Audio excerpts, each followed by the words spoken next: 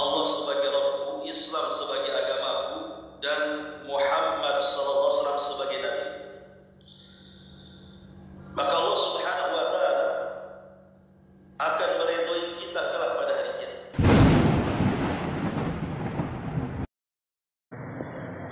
Assalamualaikum warahmatullahi wabarakatuh.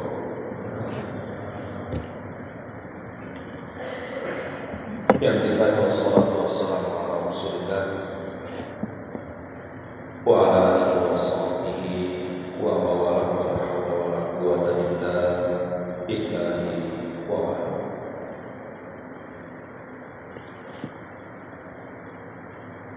Hadirin dan hadirat yang dimuliakan Allah Subhanahu wa Ta'ala,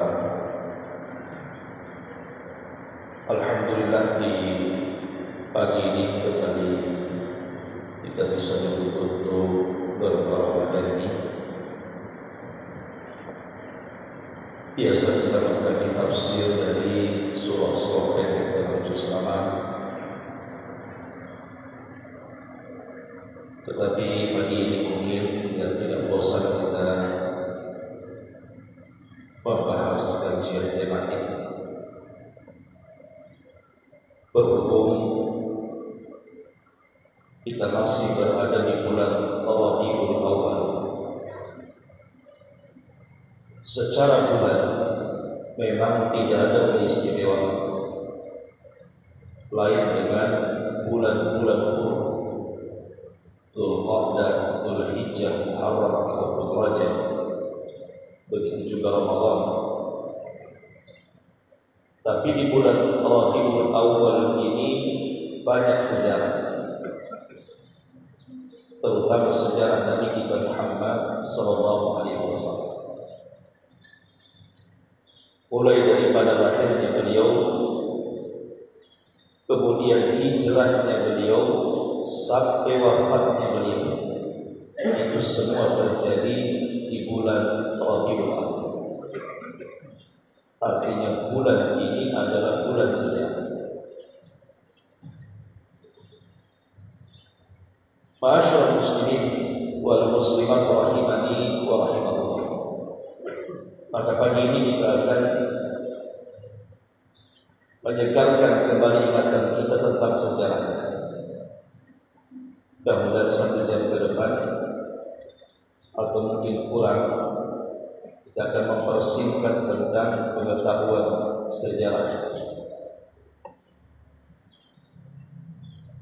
Kita tahu bahwa Nabi SAW menurut pendapat yang masyhur itu lahir di hari Senin, dan itu berdasarkan hadis Nabi SAW ketika ditanya tentang puasa Senin. Maka Rasul mengatakan, itulah hari yang aku dilahirkan di situ. Adapun tanggalnya memang menjadi perselisihan ulama, tetapi pendapat yang masyhur adalah tanggal 12. Begitu juga bulannya menjadi perselisihan ulama, tetapi pendapat yang masyhur adalah bulan Rabiul Awal. Kemudian tahunnya tahun gajah. Nabi SAW lahir di kota Mekah, bertepatan dengan munculnya satu bintang yang hanya diketahui oleh orang-orang Yahudi, bahwa apabila bintang itu muncul berarti lahirlah seorang nabi. Karena menurut keyakinan orang-orang Yahudi di zaman itu, bahwa nabi yang akan lahir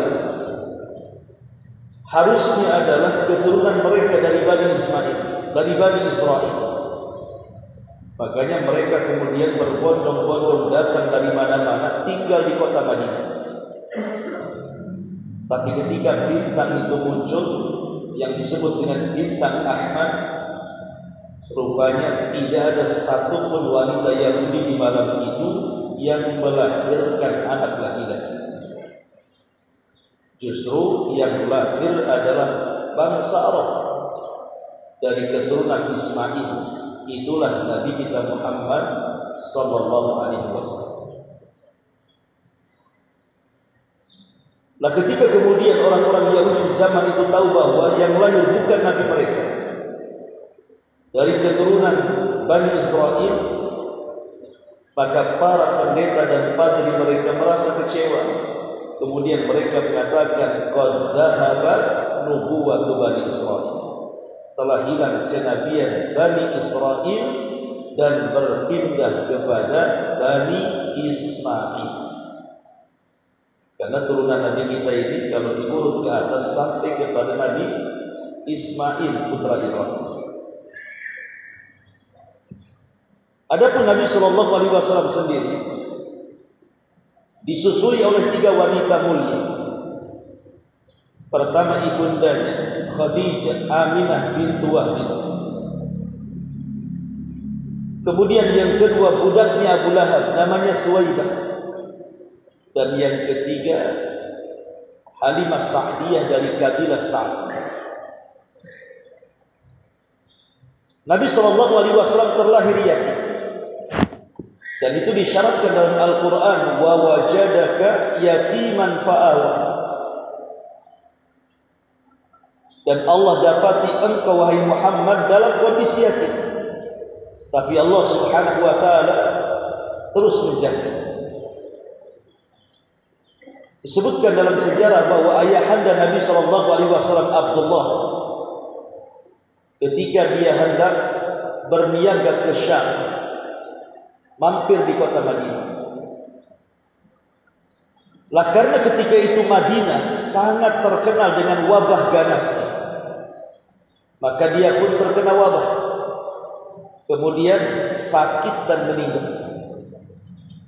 Saat itu Nabi SAW berada di perut Aminah berusia 6 bulan. Bapaknya meninggal dunia. Artinya Nabi SAW itu seyatim-yatimnya anak yatim. Karena ayahnya meninggal, dia masih di perut ibunya. Kemudian ketika Nabi SAW lahir, dia tidak tahu siapa ayahnya. Karena di zaman itu kan belum ada foto. Kalau ada foto ialah di zaman sekarang, walaupun ayahnya sudah meninggal, di waktu bayi kita ini kalau sudah besar kan mesti ada fotonya. Ini loh foto ayahmu seperti ini. Oh, di zaman itu kan tidak ada, sehingga sulit mengenali ayah. Tapi karena Allah Subhanahu wa taala sudah memilih Nabi sallallahu alaihi wasallam menjadi calon seorang nabi dan rasul, maka tentu Allah Subhanahu wa taala skenario semua peristiwa yang dialami Nabi sallallahu alaihi wasallam, termasuk ayahnya meninggal saat Nabi sallallahu alaihi wasallam berada di perut Aminah. Layaknya orang-orang Arab di zaman itu, kalau anak bayi lahir, maka biasanya disusukan oleh wanita lain, terutama dari pedesaan. Alasannya supaya tidak terkena wabah, karena di kota itu banyak penyakit. Makanya kalau dibawa ke desa itu bisa selamat anak itu. Kemudian juga bahasa Arabnya di kota itu sudah terkontaminasi dengan bahasa lain, tetapi di desa itu masih murni. Kemudian di kota ini dari segi kesehatan kurang bagus, tapi kalau di desa ini memang bagus. Badan Nabi SAW akan sehat dan kuat, dan begitu seterusnya. Banyak alasan di zaman itu, sehingga bayi-bayi kota itu diserahkan ke wanita-wanita desa untuk disusui, termasuk Nabi. Maka Nabi SAW pun diambil oleh Halimah Sa'diyah, kemudian dibawa kepada kabilah itu dan disusui selama 2 tahun. Tapi kemudian Halimah meminta kepada Aminah untuk menambah jeda waktu. Akhirnya sampai 4 tahun dan mendekati 6 tahun Nabi berada di desa kabilah Sa'diyah. Dan di usia yang belia itu Nabi SAW sudah menjadi penggembala kambing. Jadi usia 5 tahun, 6 tahun, Rasul itu sudah jadi penggembala kambing di kabilah Bani Sa'diyah. Kemudian di usia 6 tahun Nabi SAW dikembalikan oleh Halimah ke pangkuan ibundanya Aminah binti Wahb. Oleh Aminah, maka Nabi SAW diajak berziarah kuburan ayahnya Abdullah yang ada di Madinah. Berangkatlah kemudian Aminah, Nabi Muhammad yang masih kecil dan juga Ummu Aiman budak. Setelah sampai di kota Madinah dan setelah berziarah kepada kuburan ayahnya, maka Aminah pun kembali dari kota Madinah menuju Mekah. Allah takdirkan di sebuah tempat namanya Abwa. Antara Mekah dan Madinah itu ada namanya Abwa. Rupanya Aminah sakit, kemudian sakitnya ini menyebabkan kematian. Di usia Nabi SAW berapa tahun? 6 tahun. Jadi Rasul itu sudah yatim piatu di usia 6 tahun. Kemudian oleh Ummu Aiman dibawalah Nabi SAW diserahkan kepada kakeknya Abdul Muttalib. Tapi sayang Abdul Muttalib tidak bertahan lama, mengasuh Rasul hanya 2 tahun saja, sampai usia Rasul 8 tahun. Kemudian oleh Abdul Muttalib saat sebelum meninggalnya meminta kepada Abu Talib, salah satu putranya, untuk menggantikan dia merawat Rasul di usia 8 bulan, di usia 8 tahun. Maka Nabi SAW berpindah pangkuan dari Abdul Muttalib kepada Abu Talib. Kemudian Abu Talib pun berusaha untuk mengambil wasiat ayahnya Abdul Muttalib. Kenapa yang dipilih Abu Talib? Bukankah paman Rasul itu banyak dan kaya-kaya, sementara Abu Talib itu miskin, banyak anak? Karena Abu Talib itu adalah paman sekandung bapaknya Rasul.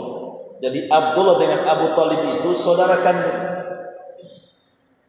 Tapi paman-paman Rasul yang lainnya hanya saudara sebapa lain ibu. Karena Abdul Muttalib itu banyak istrinya. Tentu diserahkan kepada paman sekandung dengan ayahnya, tingkat hubungan emosionalnya itu lebih rapat dibandingkan paman-paman yang lain. Walaupun di situ ada Abu Lahab yang kaya raya, ada Hamzah yang terkemuka, dan banyak paman-paman Rasul yang mampu. Tapi Abdul Muttalib lebih memilih Abi Thalib. Selain karena paman kandungnya Rasul, Abu Thalib juga adalah orang yang dipercaya memimpin Arab kala itu. Ketika Nabi SAW di usia 12 tahun, layaknya orang-orang Mekah, mereka biasanya sudah mengajarkan anak-anak mereka untuk berbisnis. Orang Arab itu kecil-kecil sudah diajar dagang, sama dengan Cina. Lah ketika itu kita tahu bangsa Quraisy itu memang tidak ada tempat untuk mencari penghidupan kecuali dengan berniaga, karena memang tanahnya gersang, tidak bisa ditanami. Akhirnya kemudian dunia perniagaan itu mengakar dan mengurat kepada orang-orang Quraisy sampai kepada anak-anak mereka. Jadi anak-anak Quraisy dari kecil sudah diajarkan berniaga. Termasuk Nabi SAW di usia 12 tahun diajak berniaga. Bayangkan dari Mekah menuju Palestina, Syam. Itu kalau naik unta perjalanan 1 bulan. Kalau pulang lagi 1 bulan lagi, berarti PP 2 bulan tuh naik unta. Cemana jalan kaki? Di usia 12 tahun melakukan perjalanan yang cukup jauh. Kalau tidak memiliki fisik kuat tidak bisa. Tetapi ketika sampai di perbatasan Syam, Tiba-tiba kafilah Abu Talib dicegat oleh seorang pendeta namanya Buhairah Rahim. Kata Buhairah kepada Abu Talib, "Ya Abu Talib, keponakanmu ini, maksudnya Rasul, sebaiknya jangan kau bawa ke Syam." Kata Abu Talib, "Kenapa?" "Karena keponakanmu itu memiliki tanda dari tanda-tanda kenabian. Kalau sampai orang Yahudi tahu, mereka akan membunuhnya. Sebaiknya bawa balik lagi ke Mekah." Akhirnya Abu Talib pun membawa Rasul balik ke Mekah di usia 12 tahun. Tidak jadi jualan karena takut dibunuh. Tapi Nabi SAW di usia 12 tahun tidak habis akal. Tetap dia ingin berbuat baik kepada pamannya. Ingat, salah satu tradisi akhlak Arab yang paling bagus adalah al-wafa. Orang Arab itu punya akhlak yang bagus namanya al-wafa. Wafa itu artinya kalau Anda berbuat baik kepada saya 1 kali, saya akan berbuat baik kepada Anda 2-3 kali. Itu disebut wafa. Itu akhlak Arab. Orang Arab seperti itu. Kalau kita berbuat baik kepada dia 1 kali, dia akan berbuat baik kepada kita berkali-kali. Lah Nabi SAW itu memiliki sifat wafa. Karena dia sudah dirawat pamannya sedari kecil, dia ingin membalas kebaikan pamannya. Tidak mau merepotkan kehidupannya. Dengan cara apa? Akhirnya di usia 12 tahun, Rasul pun menjadi penggembala kambing dengan upah yang sangat-sangat ringan dari bos-bos orang-orang Arab yang banyak kambingnya. Mulailah dia menjadi penggembala kambing dari usia 12 tahun. Sekali lagi, ini skenario Allah. Kenapa di usia 12 tahun Rasul menjadi penggembala kambing? Karena dari penggembala kambing inilah Rasul belajar akhlak. Makanya ada istilah ulama sejarah, min riayatil ghanami ila riayatil umami. Dari mulai memimpin kambing berakhir kepada memimpin umat. Karena orang yang suka menggembala kambing itu pasti akan lahir banyak akhlak. Di antaranya akhlak keberanian. Karena orang Arab itu kalau menggembala kambing bukan 10, 2 ekor, 20 kambing. Itu ribuan kambing yang digembala. Yang namanya kambing-kambing itu kan musuh serigala. Maka penggembala harus berani melawan serigala untuk menyelamatkan kambing-kambingnya. Tercetaklah akhlak keberanian. Kemudian yang kedua, lahir akhlak kasih sayang. Karena orang kalau punya rawatan, senang dengan binatang, kalau tidak punya kasih sayang, mati itu binatang. Coba saja orang hobi melihara burung, tidak punya kasih sayang, tidak pernah dikasih makan, minum, matilah burung. Maka lahirlah sifat kasih sayang. Lahir pula sifat sabar. Karena orang merawat binatang itu harus sabar. Apalagi kambing bukan 1 ribuan. Kalau tidak sabar, tidak boleh jadi penggembala kambing. Kemudian lahir sifat, apalagi selain sabar, sifat sederhana. Karena biasanya para penggembala kambing ya tidur sama kambing, lain dengan para kantor ya tidur di AC kan gitu. Kalau penggembala kambing ya tidur sama kambing lah di kandang dia. Lahir sifat kesederhanaan. Jadi macam-macam lahir sifat-sifat baik dari penggembala kambing. Itulah modal Rasul kelak ketika menjadi nabi. Dari akhlak-akhlak yang terlahir dari penggembala kambing itu, Rasul akan memimpin umat. Min riayatil ghanami ila riayatil umat. Ma'asyiral muslimin wal muslimat rahimakumullah. Sampai kapan Rasul sallallahu alaihi wasallam ini kemudian menjadi penggembala kambing? Sampai usia 18 tahun. Maka Nabi sallallahu alaihi wasallam berhenti menjadi penggembala kambing, kemudian mulai memasuki dunia perniagaan. Mulai belajar dagang. Awalnya di Mekah dulu. Tetapi kemudian dia mulai merambah keluar Mekah.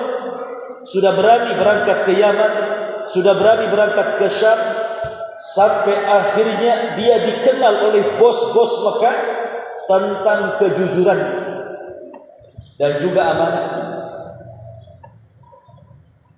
Sampai ketika Nabi SAW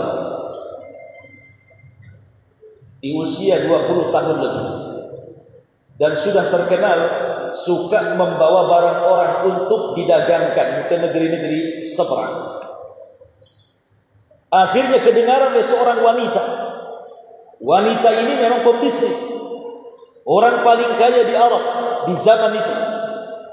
Wanita yang dikenal kesuciannya, dialah Khadijah bintu Khuwailid. Mendengar ada seorang anak muda yang jujur, amanah dan pandai dagang. Akhirnya kemudian dia tertarik untuk bekerja sama. Maka dipanggillah Nabi SAW ke rumah Khadijah. Kemudian Khadijah mengajak kerjasama dagang dengan sistem mudharabah. Khadijah yang kasih modal, Rasul yang memainkan modal. Dan setiap Rasul membawa modal Khadijah selalu mendapatkan keuntungan berlipat ganda. Akhirnya Khadijah pun penasaran, macam mana anak muda ini bisa berdagang dengan kepiawaian dagang mampu mendatangkan banyak keuntungan. Dari situlah Khadijah akhirnya mengirim Maisarah, budak laki-lakinya, untuk meneliti. Kau ikut sama Muhammad, catat segala sesuatu yang berlaku di perjalanan dari berangkat sampai pulang. Maka Maisarah pun ikut. Subhanallah, banyak peristiwa, keajaiban, keanehan yang didapati Maisarah sepanjang jalan. Itu pula yang diceritakan kepada Khadijah. Sejak itulah Khadijah jatuh cinta dengan Nabi. Maka tepat di usia Rasul 25 tahun dan Khadijah di usia 40 tahun, karena Khadijah ini kan pernah menikah 2 kali. Suami pertama meninggal, menikah lagi. Suami kedua meninggal, menikah lagi dengan Nabi SAW. Jadi Nabi itu suami ketiga dari Khadijah. Dan sebelumnya dia sudah punya anak dari suami-suami sebelumnya, cuma tidak dikisahkan sejarah. Akhirnya Khadijah pun meminta kepada saudarinya Nafisah, datang kepada Muhammad, bilang mau enggak dia menikah denganku. Akhirnya Nafisah pun menawarkan kepada Rasul mau menikah dengan Khadijah. Kata Rasul, tunggu dulu sampai aku minta izin kepada paman. Akhirnya Rasul pun kemudian minta izin kepada pamannya, dan pamannya mengizinkan Rasul untuk menikah. Menikahlah Rasul di usia 25 tahun dengan seorang janda wanita yang sangat cantik, salehah, kaya raya, berakhlak mulia, wanita suci. Itulah Khadijah bintu Khuwailid. Dengan mahar 20 ekor unta dan 400 dirham, dengan walimah menyembelih beberapa ekor kambing. Dan itulah pernikahan pertama seorang laki-laki menghargai dan memuliakan wanita di zaman itu. Setelah Nabi SAW menikah dengan Khadijah, maka Nabi SAW diberikan banyak keturunan dari Khadijah. Lahirlah Qasim, lahirlah Abdullah, lahirlah Zainab, lahirlah Ruqayyah, lahirlah Ummu Kulthum, lahirlah Fatimah. 2 putra dan 4 putri lahir dari perut Khadijah. Tapi sayang, 2 putra Nabi SAW dari Khadijah meninggal di waktu bayi, Qasim dan Abdullah. Dan Rasul juga pernah memiliki anak dari wanita lainnya, bukan dari Khadijah tapi dari budaknya namanya Maria Qibtiyah. Lahir juga anak laki-laki, kemudian diberi nama Ibrahim, tapi meninggal juga di waktu bayi. Jadi 3 putra Rasul itu semua meninggal di waktu bayi. Kenapa? Pertanyaan. Nabi tidak boleh punya anak laki-laki sampai dewasa. Kenapa bayi-bayi sudah meninggal? Karena umumnya Kalau seorang nabi punya anak laki-laki dan dia sampai dewasa, biasanya anak laki-lakinya jadi nabi lagi. Seperti Nabi Daud punya anak Sulaiman jadi nabi. Kemudian Nabi Ibrahim punya anak Ismail jadi nabi. Ibrahim punya anak Ishak jadi nabi. Ishak punya anak Yakub jadi nabi. Yakub punya anak Yusuf jadi nabi. Biasanya nabi itu kalau punya anak laki-laki dan dia sampai dewasa nanti jadi nabi. Padahal Rasul mengatakan la nabiyya ba'di, tidak ada nabi sepeninggal. Makanya itu hikmahnya kenapa putra-putra Rasul tidak sampai besar hidupnya. Karena dikhawatirkan jadi nabi. Makanya wafat di waktu bayi. Tapi kalau anak-anak perempuan Rasul, mereka meninggal ketika rata-rata sudah menikah semua. Zainab sudah menikah dengan Abul As ibn Rabi, kemudian meninggal setelah perang Badar. Kemudian juga Ruqayyah sama, meninggal setelah menikah dengan Utsman. Begitu juga Ummu Kulthum meninggal setelah menikah dengan Utsman. Tetapi 3 putri Rasul meninggal, Rasul masih hidup, dan Rasul yang menguburkan 3-tiganya. Subhanallah, musibah seperti apa yang ditimpakan Allah kepada Nabi. Semua anak laki-lakinya meninggal dunia di waktu bayi. Semua anak perempuannya dia yang menguburkan, kecuali Fatimah. Fatimah meninggal setelah Rasul meninggal, 6 bulan setelah. Tapi selain Fatimah, Rasul menyaksikan bagaimana putra-putrinya meninggal di hadapannya, dan ini musibah yang luar biasa yang tidak sanggup orang itu menghadapinya. Bagaimana mungkin orang tua ditinggal mati anaknya beruntun seperti itu? Tetapi Allah memang hendak menguji nabinya, dan Rasul mengatakan asyaddal bala indallahil anbiya. Ujian yang paling berat itu yang dirasakan adalah para nabi. Singkat cerita, setelah menikah dengan Khadijah, maka seluruh kekayaan Khadijah diserahkan kepada Rasul. Khadijah murni menjadi ibu rumah tangga. Padahal Khadijah itu wanita kaya, yang kalau seandainya para juragan-juragan kaya dari kalangan laki-laki dikumpulkan hartanya, kemudian dibandingkan dengan harta Khadijah, tetap Khadijah masih kaya. Orang paling kaya di zaman itu Khadijah. Kekayaannya diberikan kepada Rasul, semuanya. Khadijah percaya dengan Rasul karena Khadijah juga punya feeling bahwa Nabi itu orang baik. Makanya dia berani menyerahkan semua hartanya. Sejak itulah Rasul menjadi peniaga besar dengan modal besar dari Khadijah. Saat menjadi pedagang besar inilah akhirnya relasi Nabi SAW berhubungan dengan para pembisnis itu membuahkan banyak kenalan pembisnis handal Mekah. Dari situlah kenal Abu Bakar, dari situlah kenal Umar, dari situlah kenal Abdurrahman bin Auf, dari situlah kenal Abu Ubaidah. Dari banyak pembesar, peniaga-peniaga ulung itu akhirnya dikenal oleh Nabi. Dan sekali lagi ini skenario Allah, karena biasanya pedagang itu beda dengan buruh. Kalau buruh itu teman-temannya hanya satu pabrik saja. Tapi kalau pedagang itu teman-temannya banyak, di mana-mana dia punya teman. Karena dia bebas pedagang itu. Tengoklah itu pedagang cilok, pedagang apa yang masuk gang-gang itu, semua ada ibu-ibu kenal. Karena pedagang ini lewat ke semua orang. Dan itu sengaja oleh Allah Subhanahu wa ta'ala dibuat seperti itu, karena dia akan jadi calon nabi dan akan menyampaikan risalah ke semua orang. Makanya dia dikenalkan dengan semua orang dengan bisnisnya itu. Setelah kemudian Nabi SAW merajut rumah tangga dengan Khadijah sampai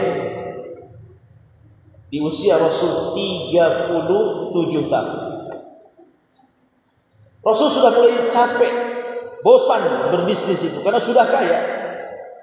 Apalagi istri cantik mulia, kaya raya, anak ada, apa yang dicari? Tapi berontak hati Rasul karena semakin hari pembesar dan orang-orang Quraisy itu semakin bejat. Maksiat di mana-mana, kerusakan di mana-mana, kejahatan merajalela. Jadi fitrah Rasul menolak. Ada apa dengan Mekah ini? Kenapa seperti ini penduduk? Maka Nabi SAW akhirnya suka menyendiri, khalwah, tafakkur. Kadang dia ke Mina 1 bulan kemudian pulang, kadang ke Muzdalifah dia 1 bulan kemudian pulang. Pokoknya dia cari tempat-tempat untuk menyepi. Sampai di usia 40 kurang 6 bulan. Disitulah Nabi SAW suka bermimpi. Mimpinya aneh. Kalau malamnya mimpi, besoknya jadi kenyataan. Malamnya mimpi, besoknya jadi kenyataan. Dan itu selama 6 bulan seperti itu. Seperti falak subuh dalam hadis. Rupanya dalam mimpi itu, ketika betul-betul di usia 40 tahun, dalam mimpinya Rasul diarahkan untuk naik ke sebuah bukit. Di situ ada gua. Itulah yang disebut dengan gua Hira. Tafakur di situ. Nanti akan ada orang yang datang menemuimu. Maka Nabi SAW mengikuti alur mimpinya. Akhirnya Rasul pun kemudian datang ke gua itu selama 1 bulan di bulan Ramadan. Tepatnya di tanggal-tanggal ganjil 10 akhir Ramadan. Tiba-tiba datang malaikat Jibril dalam bentuk manusia masuk ke dalam gua. Kemudian memeluk Nabi SAW dan mengatakan, "Iqra ya Muhammad." Maka Rasul mengatakan, "Ma ana biqari." Baca wahai Muhammad. Kata Rasul, "Aku tidak bisa baca." Baca wahai Muhammad, "Aku tak bisa baca." Sampai 3 kali. Akhirnya orang ini pun jelmaan dari malaikat Jibril mengatakan, "Iqra bismi rabbikal ladzi khalaq, khalaqal insana min 'alaq, iqra wa rabbukal akram alladzi 'allama bil qalam 'allamal insana ma lam ya'lam." Turunlah surah Al-Alaq ayat 1 sampai 5, berarti resmilah Rasul didaulat jadi apa? Jadi nabi. Dengan turunnya surah Al-Alaq, turun SK. Engkau jadi nabi. Kemudian 6 bulan setelahnya turun surah Al-Mudaththir saat Rasul sedang tidur. Ya ayyuhal mudaththir qum fa'anzir. Hei orang yang berselimut, bangun. Peringati manusia. Turun 5 ayat surah Al-Mudaththir menunjukkan Rasul bukan hanya nabi. Sekarang predikatnya menjadi Rasul. Nubbi'a bil 'alaqi wa ursila bil mudaththir. Diangkat jadi nabi dengan turun surah Al-Alaq dan diangkat menjadi Rasul dengan turun surah Al-Mudaththir. Maka mulailah Rasul berdakwah secara sirriyah 3 tahun. Berdakwah door to door, keliling-keliling, tidak ada yang tahu. Satu-satu diomongin. Karena masih sembunyi-sembunyi. Yang pertama beriman kepada Nabi SAW tentu istrinya Khadijah. Dialah yang pertama kali beriman sebelum ada orang yang beriman. Sampai satu hari ketika Aisyah cemburu kepada Rasul karena selalu menyebut-nyebut Khadijah. Rasul mengatakan, "Hei Aisyah, Khadijah wanita yang pertama beriman di saat manusia kafir. Khadijah wanita yang pertama membenarkan di saat manusia mendustakan. Khadijah wanita yang pertama menginfakkan hartanya di saat manusia bakhil. Dan dari perutnya lahirlah keturunanku." Itulah Khadijah. Dialah yang pertama kali beriman. Baru disusul dengan anak angkatnya Rasul, Ali bin Abi Thalib. Karena Ali kemudian dipungut oleh Rasul dan dirawat sebagai balas budi kepada pamannya. Kemudian juga setelah itu masuk Islam budaknya namanya Zaid ibnul Harithah. Sekarang sudah ada 4 orang yang beriman.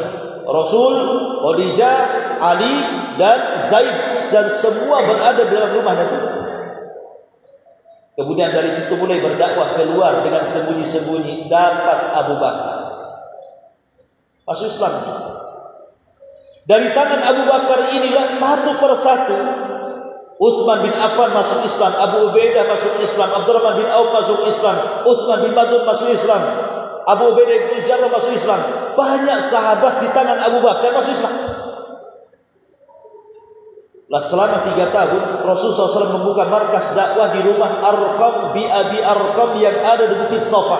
Disitulah tempat markasnya. Ketika yang masuk Islam di rumah itu sudah mencapai 39 orang. Tiba-tiba Umar radhiyallahu anhu yang ketika itu masih kafir menggenapkan yang 39 menjadi 40 orang. Umar bin Khattab adalah orang yang ke-40 masuk Islam. Setelah Umar masuk Islam tidak ada lagi dakwah sembunyi-sembunyi, menjadi terang-terangan, karena Umar memaksa Rasul untuk terang-terangan. Kata Umar, Rasul, bukankah kita di atas kebenaran, ngapain sembunyi-sembunyi? Dakwah aja terang-terangan kan? Akhirnya ide Umar diterima. Setelah 3 tahun sembunyi-sembunyi, sekarang kaum muslimin berani terang-terangan. Disitulah terjadi permusuhan dengan orang-orang musyrik Quraisy. Mulailah orang-orang musyrik ketika tahu Rasul dan para sahabatnya itu mengingkari Tuhan-Tuhan mereka, mengingkari agama mereka. Mulai terjadi permusuhan. Ketika Nabi SAW memulai dakwah terang-terangan, dia naik ke Bukit Safa, kemudian mengajak kerabatnya untuk masuk Islam. Datang Abu Lahab pamannya dan mencela Nabi SAW dan mengatakan, tabban laka ya Muhammad sa'iral yaum. Celaka kai Muhammad, semua hari ini celaka. Maka Allah turunkan ayat kepada Abu Lahab, tabbat yada abi lahabi wa tab, ma agna anhu maluhu wa ma kasab, sayasla naran dzata lahab wa imra'atuhu hammalatal hatab fi jidha hablum min masad. Kutukan kepada Abu Lahab turun surah karena mencela Nabi. Kemudian mulailah Nabi SAW mendapatkan penyiksaan, intimidasi, kekerasan, macam-macam yang dihadapi Rasul dan para sahabat. Bahkan berakhir dengan pembunuhan. Ada sahabat yang dibunuh oleh Abu Jahal, keluarga Ammar ibn Yasir. Ayahnya Ammar, ayahnya Yasir dibunuh oleh Abu Jahal. Ibundanya Sumayyah juga dibunuh, ditombak, dimasukkan ke kemaluannya sampai ke jantungnya, kemudian mati. Itulah wanita yang pertama mati syahid dalam Islam, Umayyah, ibunda daripada Ammar ibn Yasir. Belum lagi Bilal bin Rabah yang diikat di batu, kemudian dijemur di tanah terik-terik matahari, kemudian dicambuk, dan yang mencambuk tidak berhenti kecuali dia yang lelah. Tapi Bilal yang mengatakan ahadun ahad, ahadun ahad. Belum lagi Khabbab ibn Arat yang setiap hari disundut dengan besi panas supaya murtad. Macam-macam intimidasi dari orang Quraisy itu agar sahabat tidak memeluk Islam. Tapi Allah takdirkan hati mereka kuat sehingga mereka istiqomah di atas Islam. Itulah kenapa mereka hidup di zaman itu dan kita hidup di zaman sekarang. Sebab kalau kita hidup di zaman Rasul, boleh jadi kita tidak ikut Nabi, boleh jadi kita pula ikut Abu Jahal. Tapi mereka punya hati yang kuat, makanya mereka dipilih hidup di zaman itu. Sampai pada waktunya ketika Nabi SAW mengalami goncangan dakwah yang hebat. Kemudian terjadi pemboikotan Bani Hashim dan Bani Muttalib selama 3 tahun. Dalam pemboikotan ini Rasul dan para sahabat haus kelaparan, memakan akar-akaran dan dedaunan. Sebagian mereka meninggal. Akhirnya setelah pemboikotan 3 tahun, kemudian dicabut oleh orang-orang Quraisy dengan rusaknya surat perjanjian itu. Maka di sini Rasul terpukul hatinya karena rupanya Abu Thalib meninggal dunia setelahnya, disusul 6 bulan Khadijah juga meninggal dunia. Maka tahunnya disebut tahun kesedihan. Ketika itu Nabi SAW mendapatkan tekanan hebat. Kenapa? Abu Thalib sudah meninggal yang selama ini melindunginya. Khadijah juga sudah meninggal yang selama ini membelanya. Maka orang-orang musyrik berani mengancam, kalau kau macam-macam kami bunuh. Maka Rasul berpikir terancam nyawanya. Akhirnya dia ingin hijrah, berpindah tempat dakwah terpikir dia ingin datang ke Taif. Berangkat dia ke Taif. Sampai di Taif, orang Taif lebih ganas lagi daripada orang Mekah. Melempar Rasul dengan batu sampai Rasul lari 1 mil, akhirnya berlindung di kebun Mughirah. Ketika Nabi sedang sholat subuh di kebun kurmanya Mughirah itu dan membacakan ayat yang panjang dalam sholat subuh, datang 7 jin dari Yaman. Namanya jin Nawasib.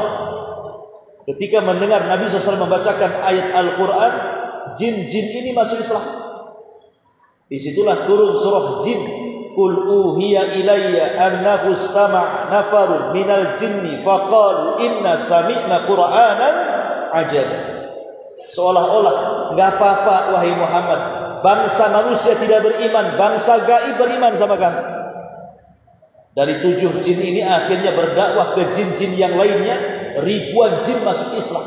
Dan 7 jin inilah sahabat dari kalangan jin pertama yang masuk Islam. Kemudian Rasul masuk ke Mekah lagi dengan jaminan jaminan orang terkemuka walaupun musyrik, tapi tidak bisa berdakwah terang-terangan lagi. Balik lagi dakwah ke dakwah Syria, karena kalau dia sampai ketahuan berdakwah bisa dibunuh. Lah makin sesaklah dadanya. Maka setahun sebelum hijrah, Allah Subhanahu wa taala ingin menghibur Rasul dengan di-Isra Mi'rajkan ke langit. Maka Allah Subhanahu wa taala mengutus Jibril untuk membawa Rasul dari Masjidil Haram ke Masjidil Aqsa. Dari Masjidil Aqsa ke Sidratil Muntaha. Di langit pertama berjumpa dengan Adam, di langit kedua berjumpa dengan Isa dan Yahya, di langit ketiga berjumpa dengan Nabi Yusuf, di langit keempat berjumpa dengan Idris, di langit kelima berjumpa dengan Harun, di langit keenam berjumpa dengan Musa, dan di langit ketujuh berjumpa dengan Ibrahim. Kemudian sampai ke Sidratil Muntaha, dapatlah syariat salat yang tadinya 50 waktu jadi 5 waktu. Tenanglah dada Nabi setelah peristiwa Isra Mi'raj, karena diperlihatkan betapa agungnya kekuasaan Allah yang ada di atas sana. Diperlihatkan surga dan neraka dan macam-macam. Maka setelah itu, ketika Nabi SAW sudah hampir 13 tahun dari kenabian di Mekah, di musim haji, datang orang-orang Madinah yang haji. Kemudian Nabi SAW menawarkan Islam. Allah takdirkan mau pula mereka masuk Islam. Akhirnya terjadilah pembaiatan Aqabah pertama dan yang kedua. Dengan sebab itulah hijrah Rasul dari Mekah ke Madinah. Maka Rasul mengumumkan kepada para sahabat yang ada di Mekah, hijrah kalian ke Madinah. Karena sebelumnya Rasul mengutus Mus'ab ibn Umair untuk berdakwah, dan 2 kabilah besar di Madinah masuk Islam. 2 satu Sa'ad ibn Ubadah, pemimpin Khazraj, dan Sa'ad ibn Mu'ad, pemimpin Aus. Dua-duanya masuk Islam di tangan Mus'ab bin Umair. Ketika Rasul mengatakan di Madinah sudah banyak orang masuk Islam, maka dia perintahkan semua sahabat hijrah ke Madinah. Inilah peristiwa kedua. Hijrah itu terjadi di bulan Rabiul Awal. Berangkat Rasul hijrah bersama siapa? Abu Bakar. Hijrah Nabi SAW adalah sebahaya-bahaya hijrah. Lebih bahaya dibandingkan hijrahnya Ibrahim dari Babylon, Irak ke Palestina. Lebih bahaya dibandingkan hijrahnya Nabi Nuh. Lebih bahaya daripada hijrahnya Nabi Musa dari Mesir ke Madian. Hijrahnya Rasul itu sebahaya-bahaya hijrah. Kenapa? Karena dikepung oleh orang-orang musyrik. Siapa yang mendapatkan kepalanya dihadiahi 100 ekor unta. Abu Jahal buat pengumuman, siapa yang bisa menangkap Muhammad hidup ataupun mati, maka dia mendapatkan 100 ekor unta. Siapa yang mendapatkan Abu Bakar hidup dan mati, maka dia mendapatkan 100 ekor unta lagi. Berarti kalau mendapatkan 2 manusia mulia ini, maka dia mendapatkan 200 ekor unta. Akhirnya satu Quraisy mencari-carilah. Rupanya Rasul dan Abu Bakar bersembunyi di Gua Sur 3 hari.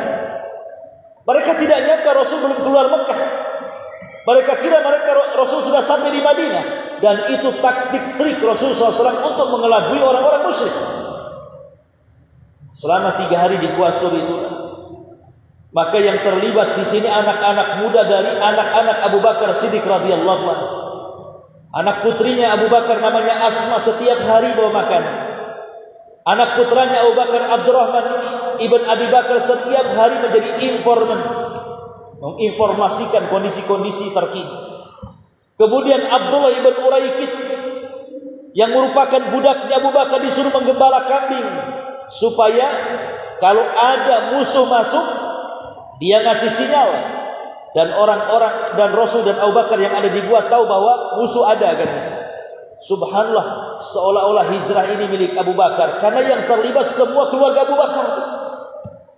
Sampai Abu Bakar membawa seluruh hartanya untuk mendanai dari dana hijrahnya Rasul.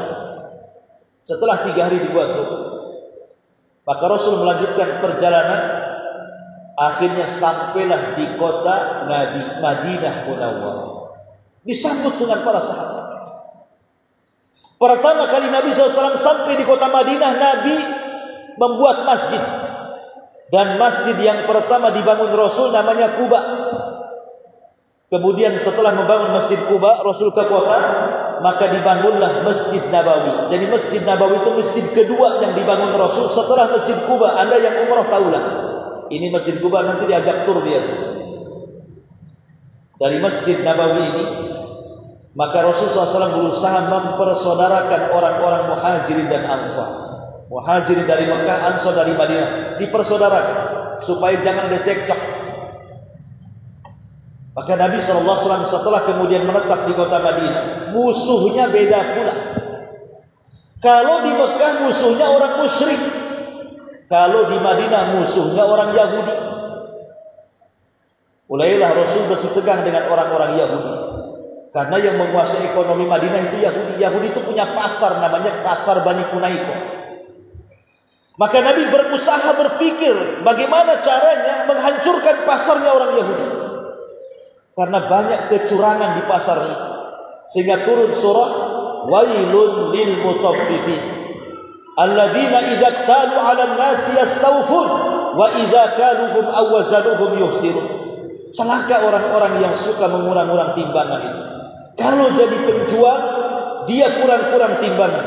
Kalau jadi pembeli dia minta tambah pula timbangan. Ayat ini turun kepada bangsa Yahudi yang ada di Madinah. Suratnya disebut mutaffif. Jadi Rasul melihat banyak kali curang dagang. Maka Rasul berusaha menyaingi pasar Yahudi dengan cara membuat pasar di sampingnya. Kemudian menerapkan hukum syariat Islam. Rupanya semua manusia di Madinah lebih cenderung masuk ke pasar Nabi dibandingkan ke pasar Yahudi. 2 tahun pasar Yahudi kolek dengan adanya pasar Nabi. Itulah kalau berbisnis menggunakan muamalah Islam itu pasti berkah. Pasti bisa kita mengalahkan ekonomi barat kafir itu. Kalau ekonomi kita ini ikut syariat Islam.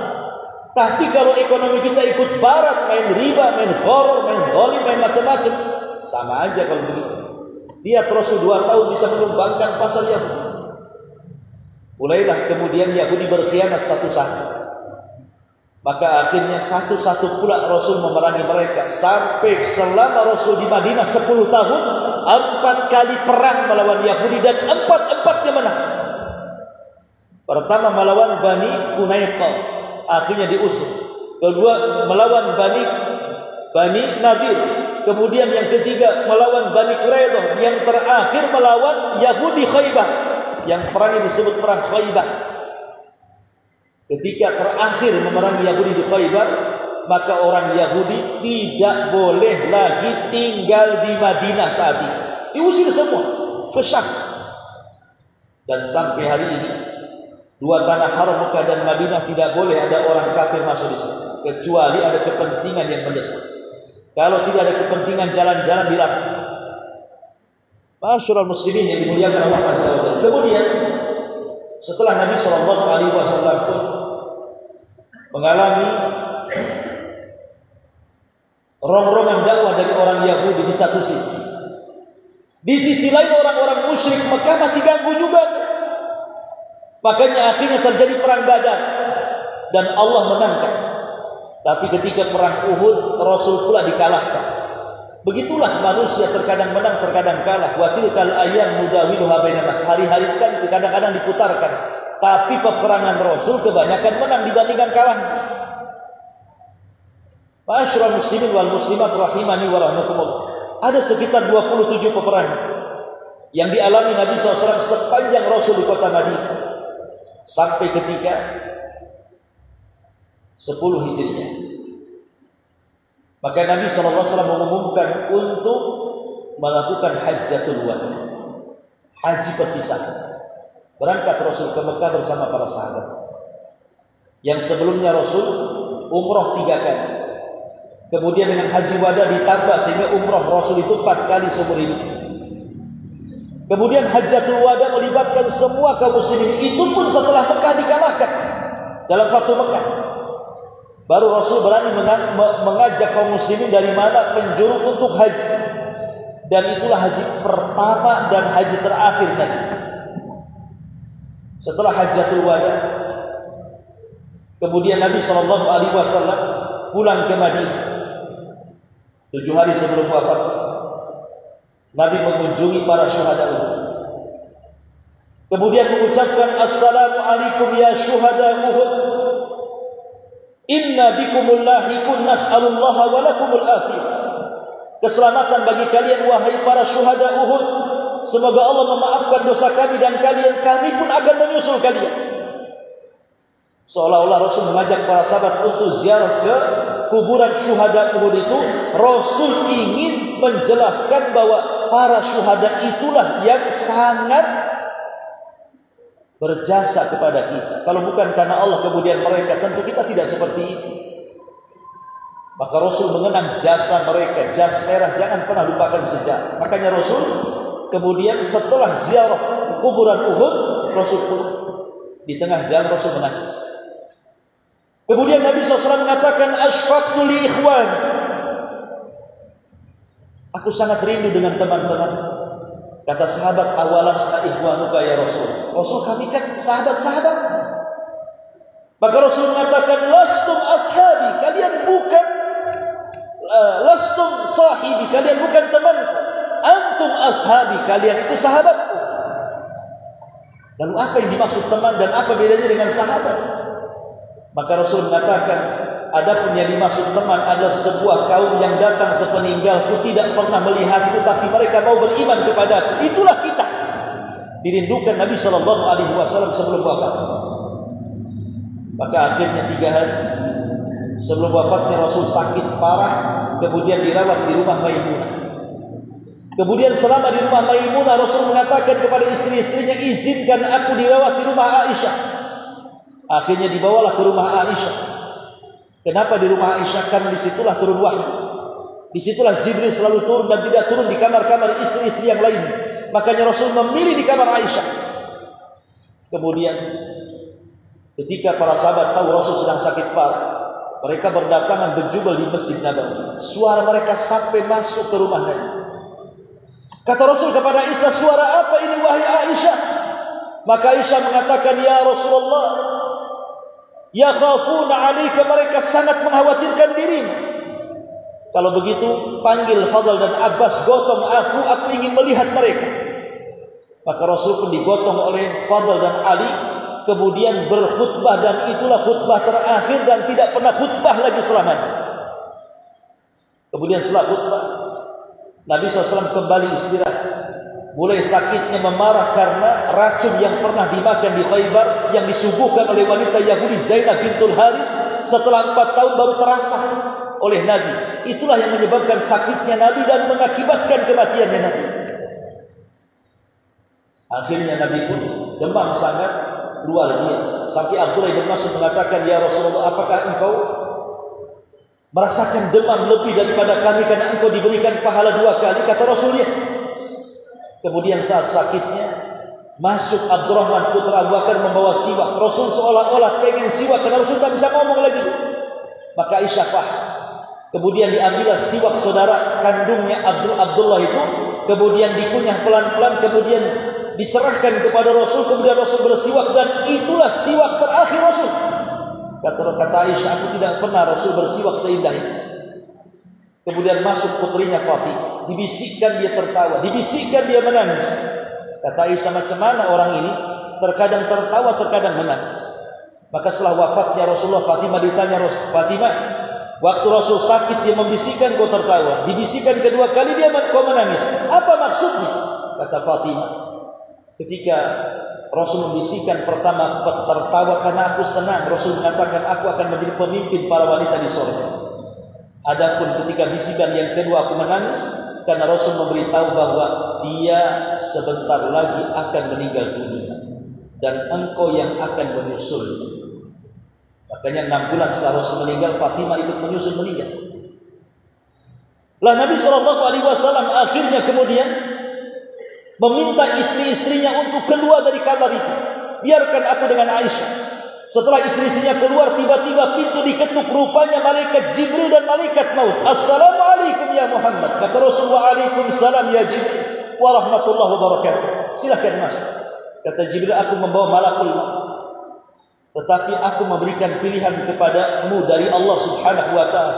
Apakah ingin penyakitmu disembuhkan dan engkau hidup lama dengan kekayaan dunia yang sekarang sudah kau dapat, ataukah engkau pulang menemui teman-teman para nabi dan rasul di tempat yang paling tinggi di surga? Tiba-tiba Rasul telunjuknya seperti ini, mengangkat ke langit dan mengatakan, ila rafiqil a'la, ila rafiqil a'la. Aku memilih ke sana, aku memilih ke sana. Maknanya, aku tidak ingin hidup di dunia. Aku ingin mati saja dan berjumpa dengan teman-temanku para nabi di surga yang paling tinggi. Maka Aisyah mengatakan, aku tahu Rasul sedang dibuat pilihan oleh Allah. Setelah itu, malaikat Jibril mempersilahkan malaikat maut untuk mencabut nyawa Rasul.